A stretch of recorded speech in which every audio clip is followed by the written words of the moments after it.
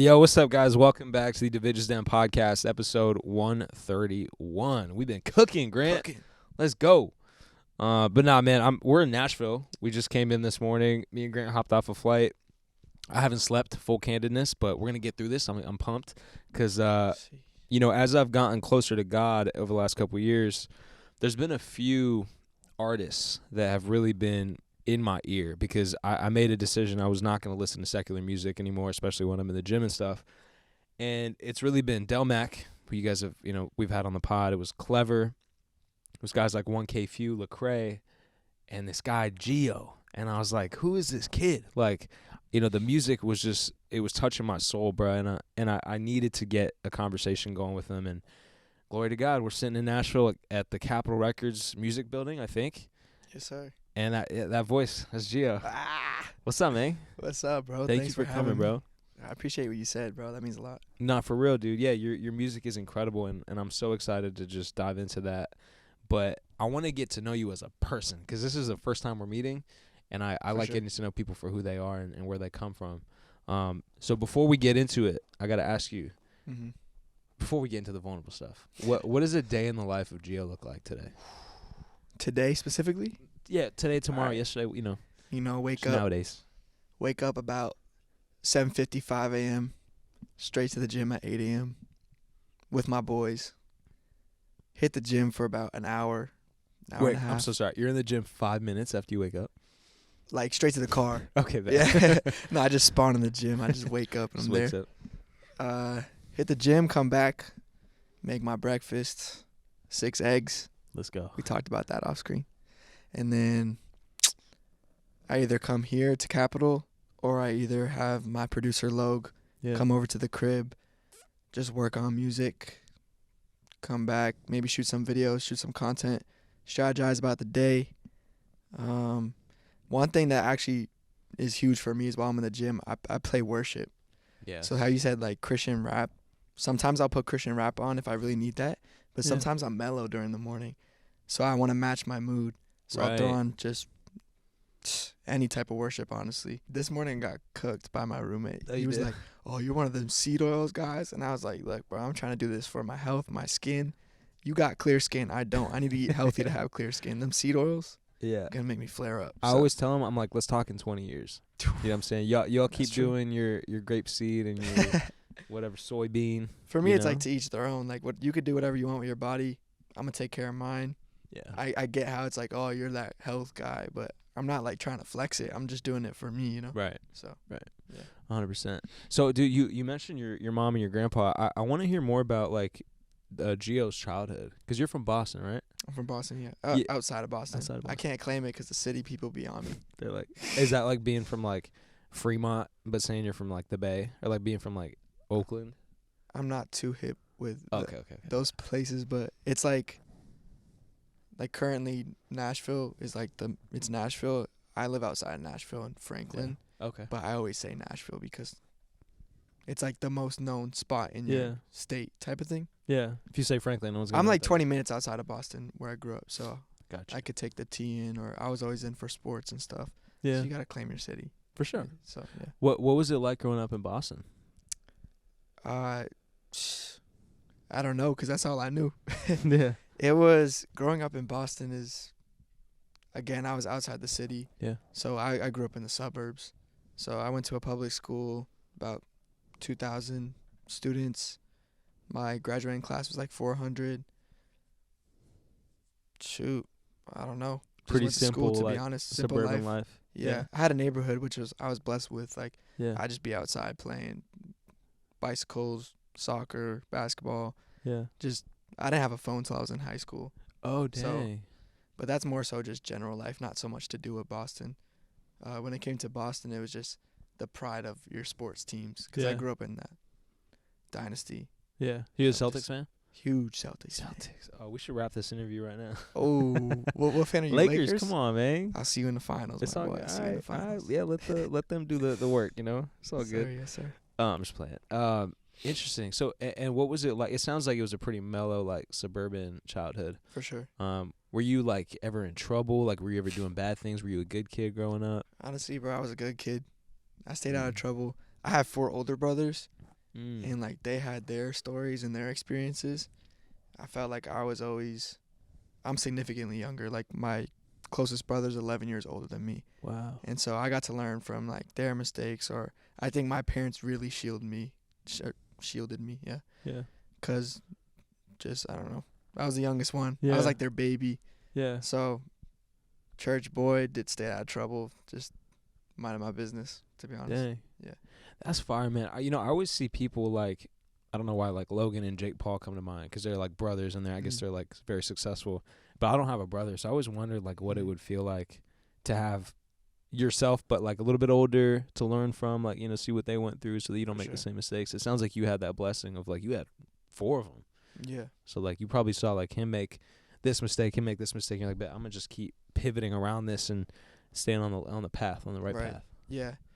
Nah, for sure. It was interesting because they're so much older. I didn't really have so many experiences with them. So in a way, sometimes it felt like only child vibes. But at the same time, I like their family. Like I got them. Yeah. So it's an interesting concept, to be honest. Yeah. I feel like not a lot of people have that experience. Yeah. Because siblings are usually like 2-3 years apart. Yeah. So I had them, but I didn't at the same time. Interesting. Yeah. Yeah, that must be kind of interesting, like being like the youngest, especially by that much of a gap. You know what I mean? Because I'm sure they all hung out a lot. Maybe did you ever feel like secluded kind of thing? Yeah, for sure. Like growing up, I think it hit me one day where I was like, dang, I would see like photos of them, or I'll just be in my room like, dang, I have brothers, but it almost doesn't feel like it in a way. So definitely interesting feeling. Definitely felt secluded at times, for sure. Yeah. But then in those moments, like my mom, or like I would pray about it, and over time, it was like hard for me to face, but over time God showed me all the blessings of why I was born later, and like seeing how everything has happened. And I got nephews and nieces. I was an uncle when I was 6 years old, so it's like I might not have grown up with my older brothers, but I grew up with my little nephew who's like my little brother, so he's a blessing to me. I could be a blessing to him in his life. So it's really cool just how God moves in that, and like when you don't understand something, he has a greater purpose in it. Yeah. For sure. Yeah, he has a plan, but sometimes it can be hard to understand that, right? For sure. I want to hear more about your life in church, because you said you grew up in the church. Did you grow up Christian? Yes, sir. Okay, bet. What was that like growing up in church? Because I used to go to like temple, and then I used to go to church too. But to me, it felt like structured. It felt like class. Like I needed to be there, and then I could get out, have some food, and go hang out with the boys. You know what I mean? So for you, like when you were in church, was it something that you truly enjoyed and like you wanted to be there, or was it more of like a pressure because your family wanted you to go? I think it was a mix. To be honest, church felt like a second home for me, just because I was always there with my parents. Like there was Sunday service, and then Tuesday night prayer, and then Wednesday night Bible groups, or like the kids ministry would have something, or there would be youth group, or I would help in the food pantry. Like it would just felt like a second home.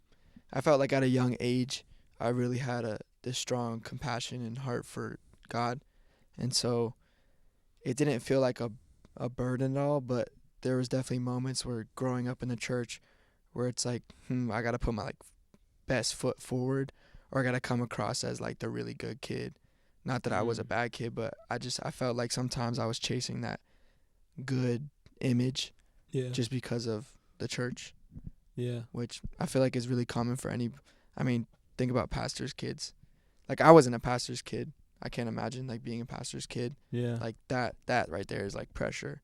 Right. To perform, to be good, Yeah. So I kind of liken it to like Jaden Smith, like being Will Smith's son, you know what I mean? Like there's got to be a lot. And luckily I feel like he definitely exceeded where he should have been, but that's definitely interesting to think about, like being a pastor's kid. That's got to be a lot of pressure. So your parents were never like overbearing with it. Like they were like, because you wanted to be there, it sounds like. Yeah, I wanted to be there. It was like, it was either that or I'm outside playing in the neighborhood growing up. So it just was one of those things where I just go. Like I didn't really think of that, to be honest, when I was younger. Just kind of went to church. Yeah. Like it was part of my life. Yeah. And then what was it like going into like high school, and then did you go to college? Yeah, for a little bit. Okay. Oh, you dropped out? Twice. Dang. Okay. Talk to me about that. Like, what were you like in high school, and then like, why? Tell me about college. Like, why did you drop out? High school. So everybody, in my town, majority are like Christian, but mainly Catholic. So it was just something that just went to church, not that they really had a relationship with Jesus. So for me, I felt like I was not maybe the only one, but one of the only ones in high school. But, you know, I treated everybody the same. I had friends. I wasn't like the popular kid, but I like fit in. Yeah. Played sports a lot. Wasn't extremely outroverted, but with the people I knew, we had fun. We did our thing, stupid stuff, whatever. Yeah. High school. And then transitioning into college, I went to Liberty University in Virginia. Let's go. And That's was a big tough. Christian school. Yeah, it's huge, bro. And I went during COVID, so we didn't have, I mean, out of all the schools, Liberty was having classes. Yeah. Because they're a conservative school, so not that they were like, screw COVID, but like they were definitely looser. Yeah. So we still had some sort of normalcy, but it was still different. It was still hard to be like cooped up at times or wear the mask, just how everybody had it. Yeah. But it was an interesting era for sure. I think when I got to college was the first time where I was like, dang, I faced some challenges. And it was the first time in my life where I was like, okay, I really got to depend on God. Because the whole time growing up in the church, you're kind of just cruising. Mm-hmm. Even if you believe in God or not, middle school, high school, it's just like, that's what you do. You get up, you go to school. You don't really think about like what's after that.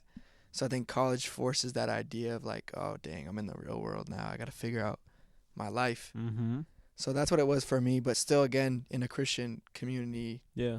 Surrounded. So where am I going with this? Liberty. Why'd you drop out of Liberty? Okay, so I went to school for music. Did not grow up in a musical household at all. Yeah. My mom claims she plays the flute, but I don't know if I believe that one. Yeah, I played guitar in youth group just because someone needed to do it.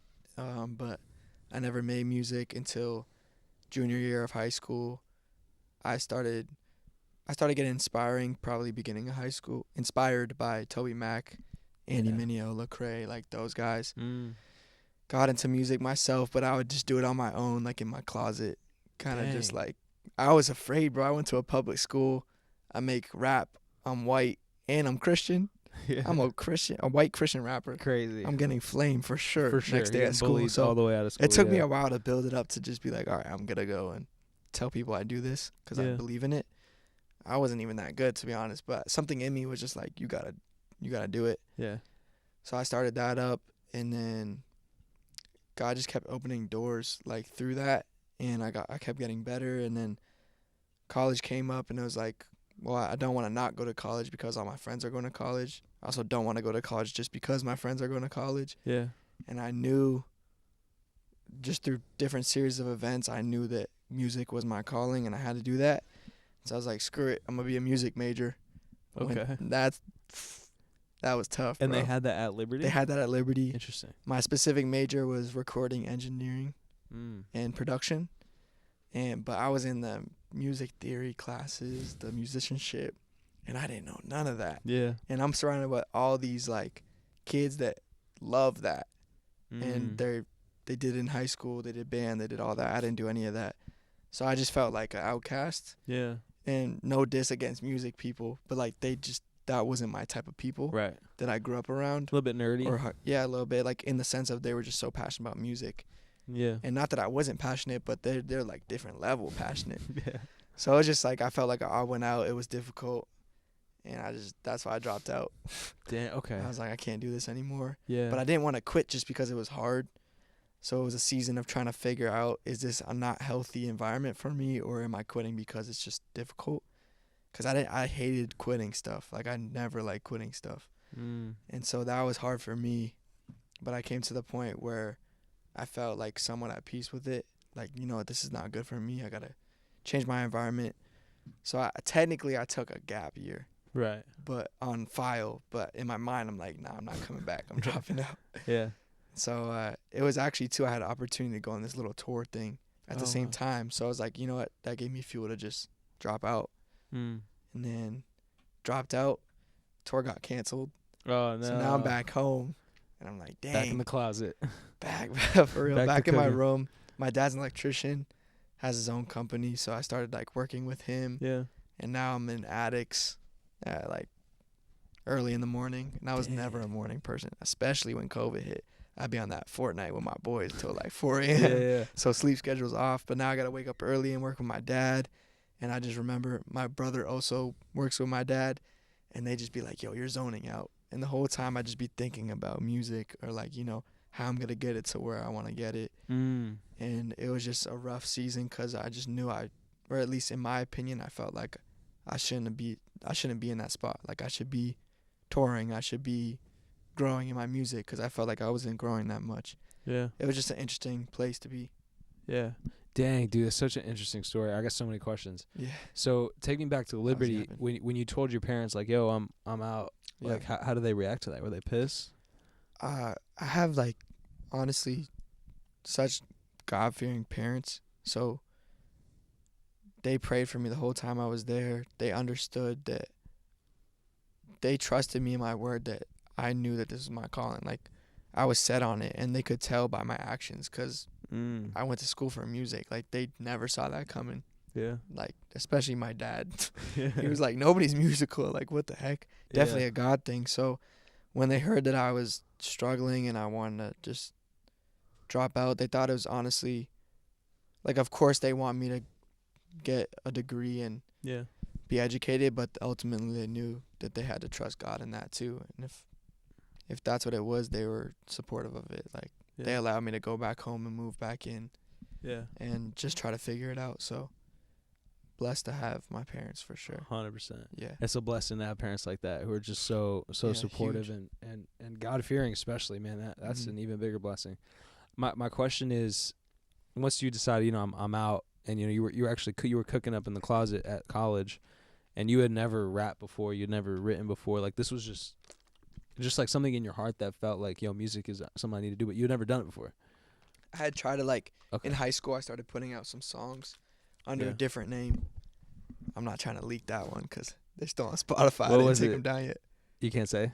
I'll say it doesn't really matter. It was The Real Geo, so people probably already found it. I thought you were gonna say like, you know how 2 Chainz had Titty Boy? Nah, he that had was like not the me. crazy. I thought about it though, but I was like, no, this is serious. Okay. I had a SoundCloud.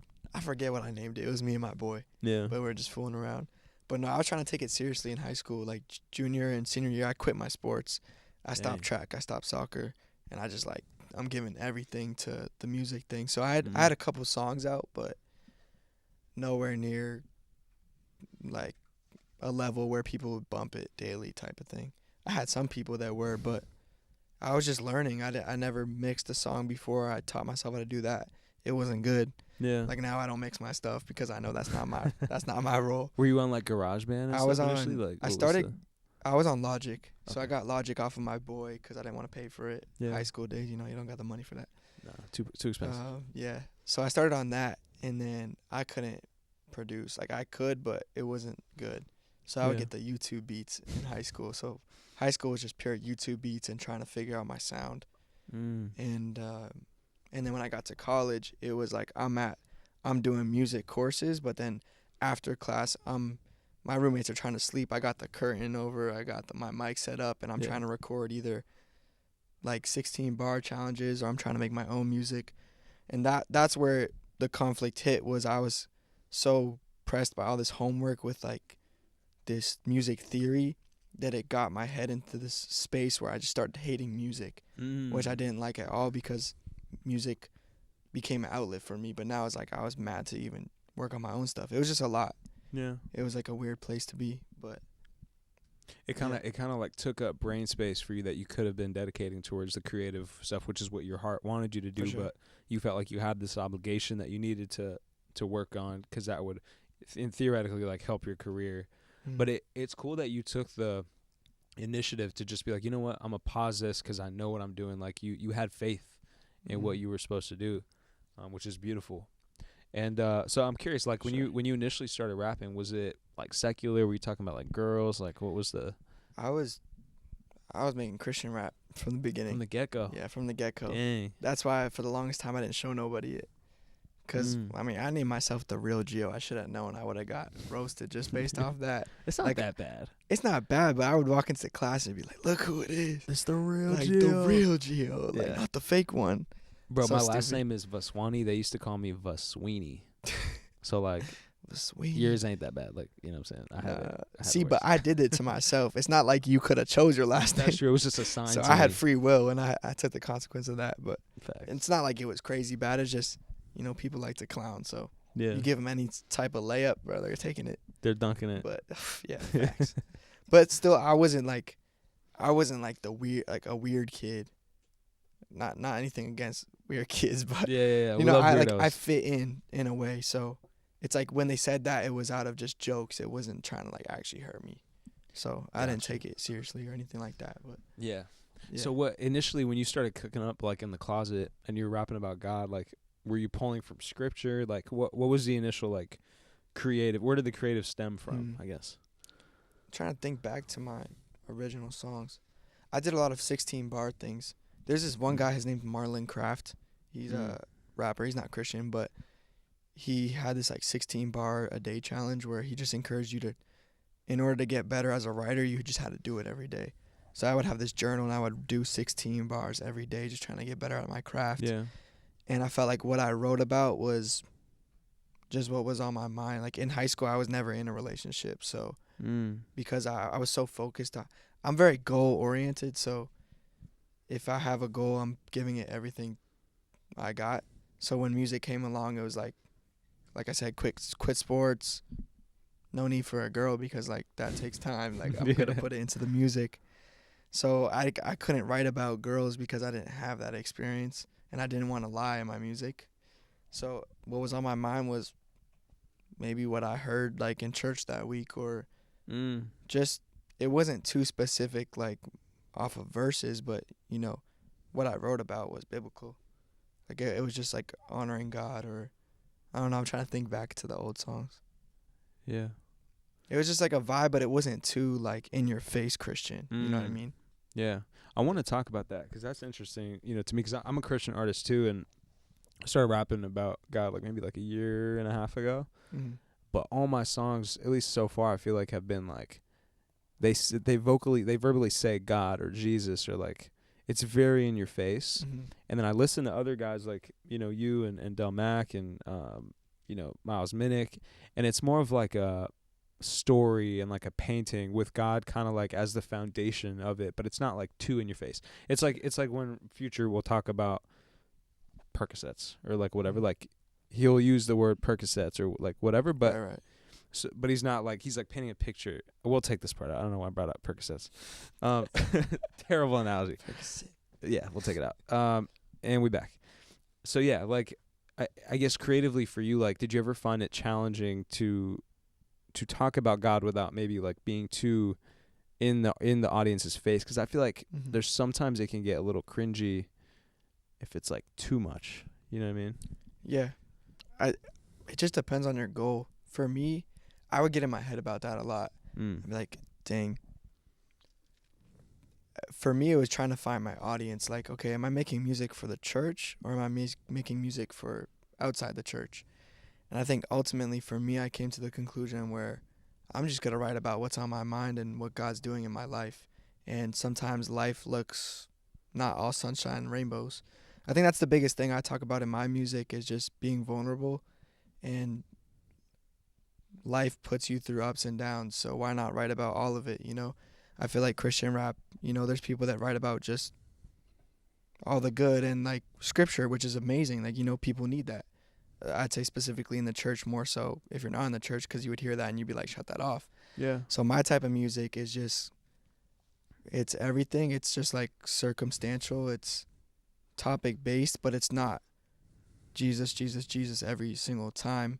But also now I'm making more music that is more heavy influenced by God and his word and all that. So I just try not to think about it, honestly, because if I think about it, I go in this like loop of just this unhealthy, like I start questioning myself, like, oh, am I really making this because I'm, and I think I just started making music of what was on my heart and just being raw, authentic, and God's in all of that because, that's what I started writing about from the beginning, and that's what I'm writing about now. And he's constantly teaching me things. I'm constantly learning and growing as a human. So why not put it into the music? Yeah. So I try not to think about my audience. Yes, I make music for the church, but my heart's also outside the church.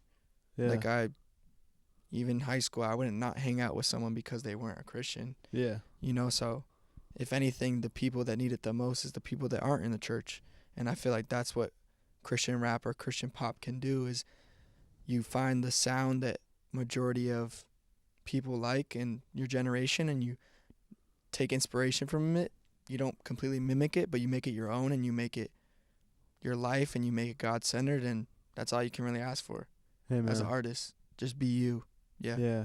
Amen, bro. I love that. It's interesting. I went to Rolling Loud a couple months ago in L.A., Playboy Cardi's thing. Yeah. And I love Playboy Cardi, so I had a blast. But I was just looking at all these people, and like he's talking about the devil and this and that, and like at least that's what I got from it was like a lot of this is like, upside down crosses and stuff just doesn't add up.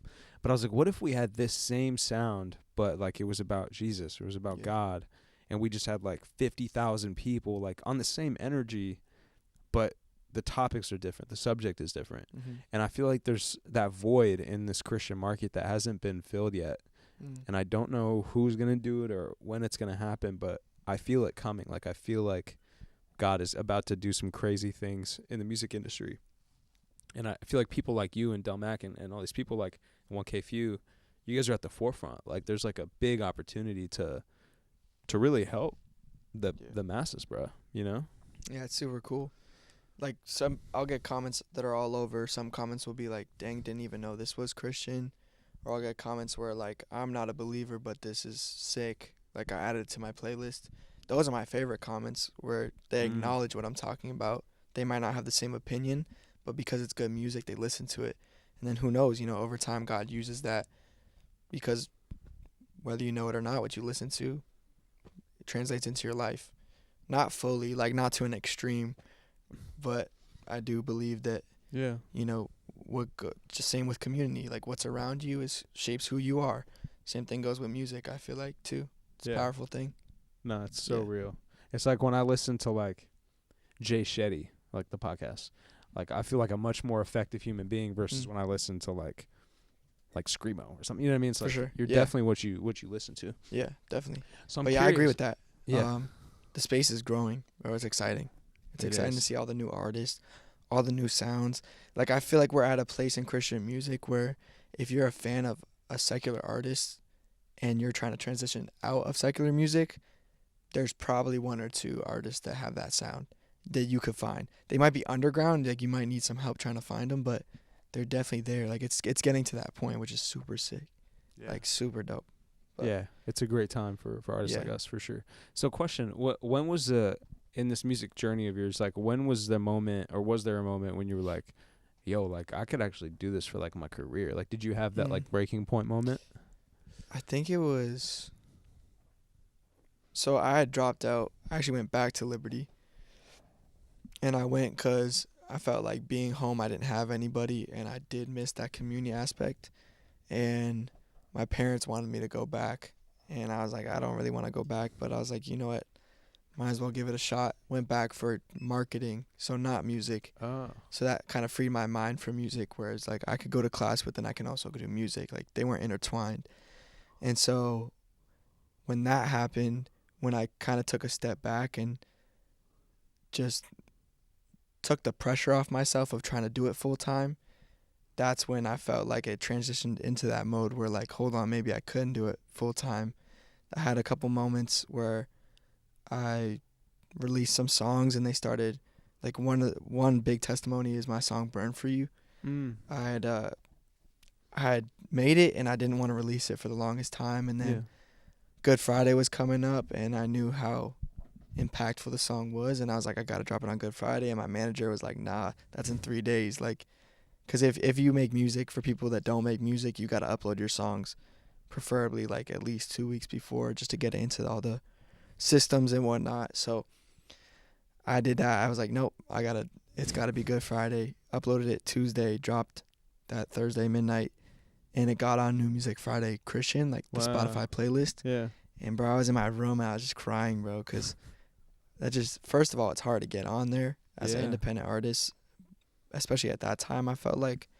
And then second, I uploaded it 3 days before, so it was like, dang, it just like, it hit me. And after that moment, I just felt this peace about music again that I hadn't felt since I the one night where I like felt specifically called to it.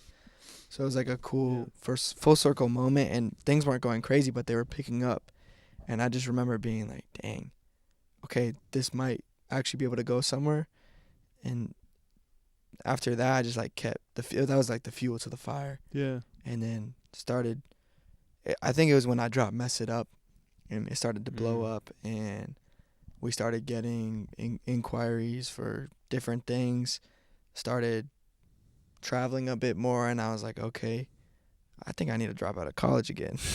Like, this is actually going somewhere. So, yeah. So you what was that second conversation like? You were like, yo, Pops, Mom, I got some steam, like I'm out again. Like, I think ultimately like they have a say, but I was living out off campus. I kind of had my own life now. They were like honestly amazed at what God was doing with the music. And I remember like the first time I got an offer for like a publishing agreement where like I would get an advance. Like that was the first time I really made money off of music. And I told them like, yeah, I'm getting paid so and so, and it's a good first deal. Like, we're doing it. And they're like, what the heck? And my dad was like, dang, like you could actually make money off of it. I'm like, yeah, I mean, that's the goal. Yeah. Not the ultimate goal, but like you know, it's nice to not be able to worry about doing something else when you feel like so passionate about one thing. Yeah. And so, yeah, they were just kind of like, yep, do That's it. Awesome. Because the first time they saw me in a point where I was down, and like the second time it was like, all right, it's looking up now. Yeah. So they were like, yeah, go ahead. Everyone in your family was like encouraged about it. Yeah. That's incredible. Yeah. And then how did because we're sitting in Capitol, like I mentioned before. Mm-hmm. How did Capitol come into the picture? So Capitol came into the picture summer of 23 was like my first Zoom call. And they reached out to you? Yeah, they reached out, but it was for a distribution thing, and me and my manager was like, honestly, we don't really need that. And then we had another Zoom, not this past summer, but the summer before, and it was with my A&R, Garrett here. And he was like, we want to bring you down to Nashville, show you around the offices, the studios, meet the team. So I was like, dang, okay. Came down to Nashville. Yeah. My manager played professional basketball overseas. Oh, wow. And so he was like giving me comparison. He's like, all right, like we're making it like Capitol's under Universal. Like this is like you're done with college. You could get drafted to NBA. So I was just hyped. I was like, yo, let's go. Yeah. Met with a team, and honestly, I remember I could see everyone's passion around the music, and I could read that it wasn't like a bluff, because obviously they want to sign you, they want to like treat you right, they want to make you feel loved and all that. But through all of the business side of things, I could tell they were passionate about the God moving part of it. But the first meeting with them, I still was like, I heard the percentage I was gonna get. I said I almost threw up like in my mouth. Yeah, like it was too low. It was too low. Like I mean, coming from independent where you get all your music and you decide, you know, whether you have a management fee or pay your producer a percentage, going from that to having way below 50%, like that's like dang. Yeah. So I thought about it. I prayed about it for a couple of weeks, and then ultimately I got to this point where I was like, I started music because I want to reach people that don't know Jesus, and like ultimately I want to bring them to him through my music, not in a forceful way, just like it's a cool opportunity to spread the gospel in a different way. Yeah. And so I knew that was my end goal, and I knew that if they could help in the slightest bit or in areas that I couldn't as an independent artist, that ultimately it felt like the peaceful decision to do. And so after a couple of weeks, we started transitioning into like, okay, deal points, nitty gritty stuff. Took like 5-6 months. Yeah. And then last March 2024 signed, and I was like, dang, I got to move down here. And it was just a whole new fuel to the fire. Yeah. And yeah, now we're here. It's crazy. It's wild, bro. It's wild, bro. Congratulations, man. Thank you, bro. It is like getting drafted to the league. It's like, dang, you're on the Lakers now. Not the Celtics. That's wild. But you know, with that, I'm sure there comes a little bit of pressure now too, because it's like, okay, I'm in the big leagues. You know, you don't want to be on the bench all the time. Like you want to be in the starting lineup. So I think with that, I mean, it sounds like your work ethic is really what it comes down to. But Yeah. from what our conversation before, it sounds like you're in the studio, like you're working right now, like your head's down. It was an interesting transition because I think the pressure came from this expectation, because it's like I'm on a major label now, like let's blow this thing up. But end of the day, if you're an artist listening, like you're still the CEO, you're still the one that makes things happen, you're still the one making the music, and so it's a team effort. Like even with the label now, it's been a year, and I feel like I'm just getting into a nice flow with them and how to do things, how to get the music out there. So yeah. But bro, it's crazy. Like it's crazy having a team in general, because I never had that. As an independent artist, you're doing everything yourself. And so now there's moments where it's like, oh, I could actually let you do this. Right. Or there's moments where it's like, hey, we're going to put you in a room with so-and-so. And you're like, that's crazy. Like, I dreamed of working with this person or going to these events. You know, it's just like, it's crazy. It's insane. You're like, yo, guys, I really want to go on the Divij podcast. You already know, top of the list. By the way, guys, this is his first podcast, and bro, I'm gonna tell you this: you are incredible because you're just yourself. I feel like a lot of people trying. I feel like I'm yapping at times, and I like lose my train of thought, and I try to bring it back. But nah, you're killing it. Love. But no, that's gotta be so sick. Like you got resources, additional people, like probably access to more things and money and things that you can use to help benefit the mission, which is incredible. Facts. Tell me about the project with Dummac, because I've been listening to him for a long time, and when he made his switch, or he took off So Sad off the internet, and I was like, what the heck? Like, yeah, I was on that too, bro. Yeah, I was a big fan of him before. Oh, the really? Switch. So wait, did he say anything on your episode? He did. Yeah, he told me about how you guys met and stuff, but he was just telling me how like he took it off, then he came back with the gospel music, and then that's when I found him, or I got into his music more, and that's how I discovered you. And then I just saw you guys put out the Jericho project. Yeah. So tell me about Dummac and that friendship. Crazy, bro. So I had listened to him before with his secular music just from TikTok. I just found him, and I was like, this guy's sick. Yeah. I loved like finding new artists and just bumping them. And then I saw one day on IG, my boy hit me. He's like, yo, Dell's like took down his music. I'm like, what the heck? I look on his page and it's talking about Jesus. And I was like, no way, bro. Yeah. And I was like, man, the first thing was like, bro, I got to get this guy like in the studio. Like we got to make something. Yeah. Because I was just such a big fan of his music in general. And I could tell, I just knew as I was developing into my sound that our voices would just blend really nicely. So sent him a DM. I actually got him on my previous album, Nobody Else, for one song. And that was just over him being in Maryland. I'm in Nashville. But then I was like, man, let's make a project. Like it just felt right. Like it just felt like it needed to be done. Yeah. So we flew him out here. We did a whole week of sessions.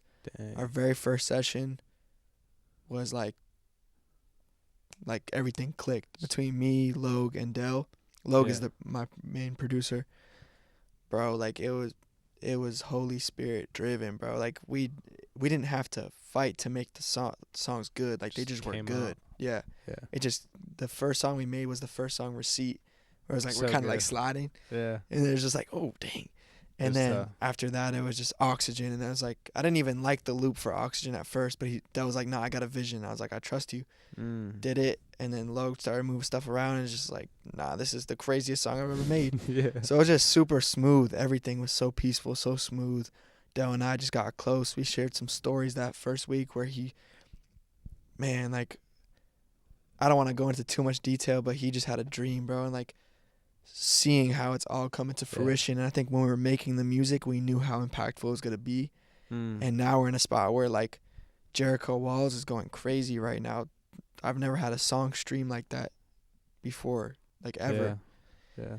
So it's just been so crazy to see the fruits of everything that we had been obedient towards. Like God was orchestrating the whole thing, and it just felt like we got to keep doing it. Like we took a trip to New York. Yeah. We made Masterpiece, and it was just like, man, we made Jericho Walls in New York. It was just so smooth. I think a total of 6 days were spent making the project. So it was quick, but it was easy.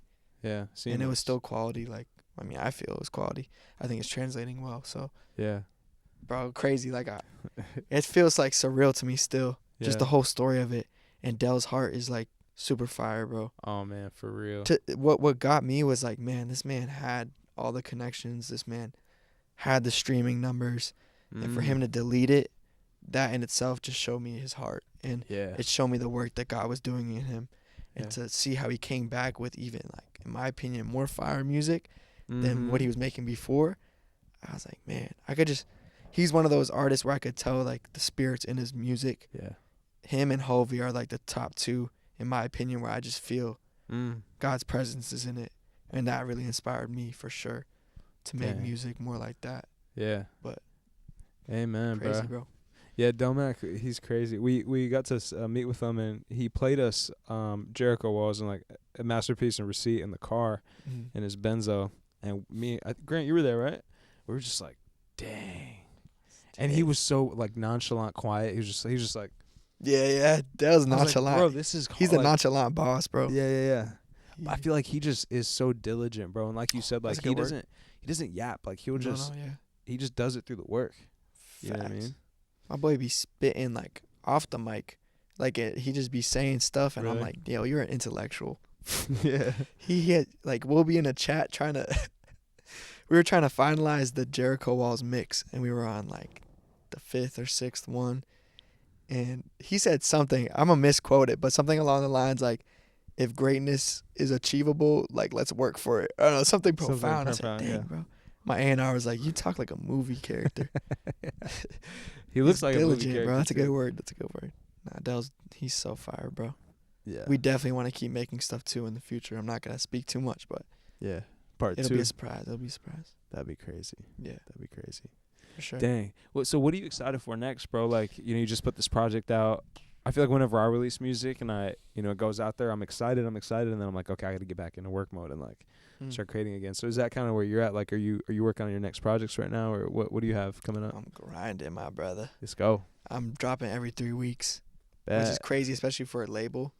I mean, CCMG is mainly CCM music. Yeah. So you got worship artists that drop like once every 4 months type beat. Dang. I'm dropping every 3 weeks. But I'm trying to like get into the flow of it, just keep creating. I'm working on a 2000s project right now, similar to some of my songs like With Me or Fine By Me with Dell, like that type of sound. So we're working on that. We're grinding on that. I'm just super excited to keep getting music out. It just feels like a good pace to where the people listening have time to digest it, but then they're also looking forward to a new song coming out. But I'll still get comments like, I need a new song. I'm like, dang, I'm dropping every 3 weeks. Right. 3 weeks is a lot. But it is a lot, but it's fun. I love it. Like, I'm just excited for the new music to come out. I'm getting all these bookings for like festivals or just events where like my heroes are going to be at. And it's just like this interesting place of life right now where I'm just like with them, like in the same rooms, or like they want to talk to me. And I'm like, dang, it feels like so surreal, and I'm just so humbled by it.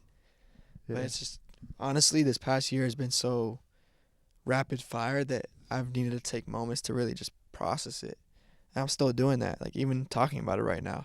Yeah. It just like feels surreal, dude. It's crazy. Yeah. Just like filled with gratitude. I think that's the main thing for me.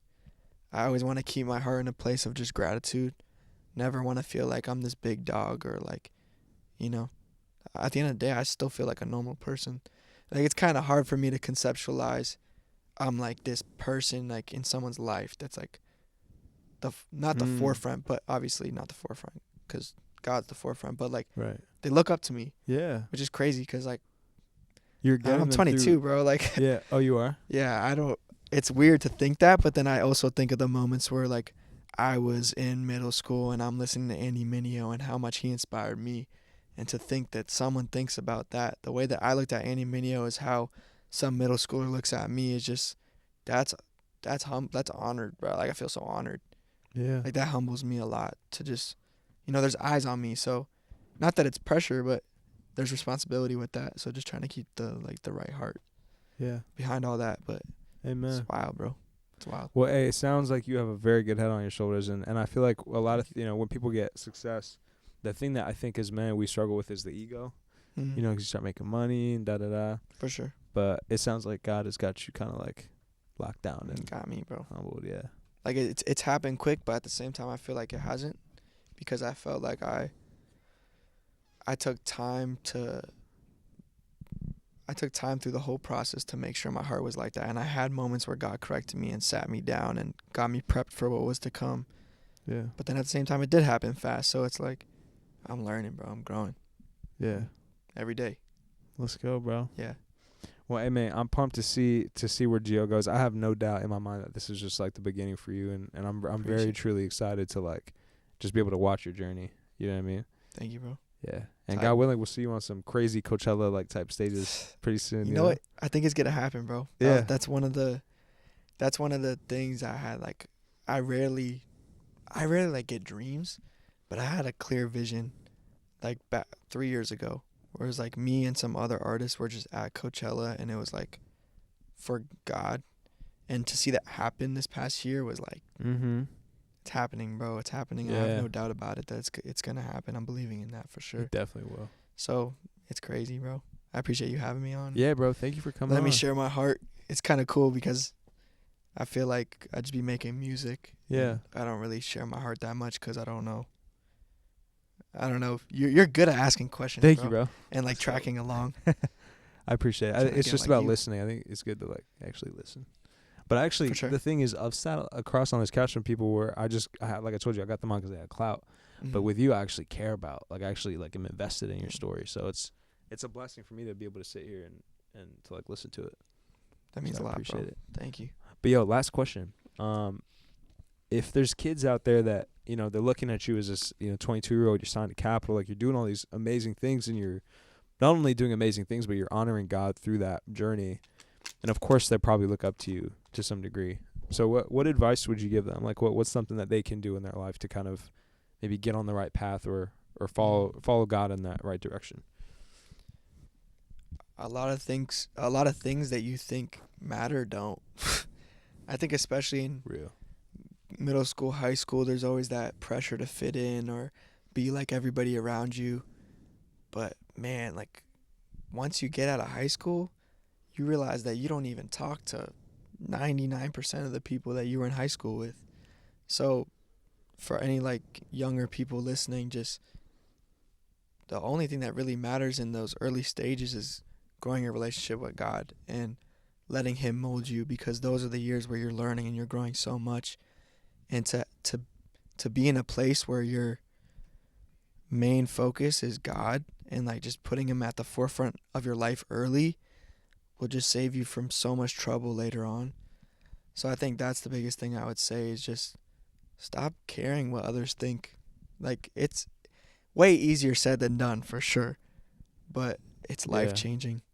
And then follow what you're passionate about. If God plays something on your heart, maybe a lot of people, you're young, and I feel like there's this pressure to know what you're doing.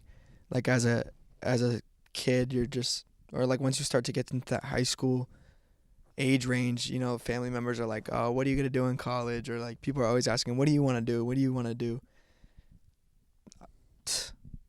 Take that pressure off, because it's like a false pressure. At the end of the day, like you don't need to know everything right away. And ultimately we don't know everything. And that's why we have faith, So find what you're passionate at, have fun with it, do what's on your heart. When you feel like God put on your heart, don't move with emotion. That's crazy. Yo. I don't know. I'm just yapping right now. That's fire wisdom. But I've asked that question 132 times. That's probably probably top 2 of the best answers I've ever heard. So, because it actually struck me a little bit. No, I appreciate that for real. Man, thank you guys for tuning in. If people don't follow you already, where can they find you on socials? Socials, it's at What's Up Gio, music, GIO, period. And at The Real Gio on SoundCloud. Taking that down for sure. We'll take that down. Y'all, thank you guys for tuning in. Really appreciate you guys. If you made it this far, we really appreciate you. Make sure you guys leave a review, like, and subscribe. Go follow Gio. And we'll see you guys in the next episode. Peace.